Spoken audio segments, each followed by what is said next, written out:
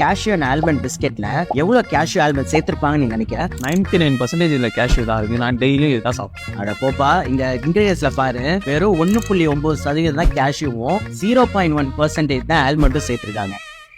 இதை தான் வந்து நீ டெய்லி ஹெல்த்தி நினைக்கிற, ஃபுல்லா இது மைதா தான். சரி, அதை விட தாத்தாக்கு மேரி பிஸ்கெட் வாங்கிட்டு போனேன்ல, இதுல எவ்வளவு கோதுமை இருக்குன்னு சொல்லு. 20% இருக்கும். போப்பா, கோதுமை இல்லப்பா, இதுல 71% வந்து மைதா தான் இருக்கு. இதை சாப்பிட்டா ஏற்கனவே இருக்கிற சர்க்கரை வியாதி இன்னும் அதிகமா தானே ஆகும்.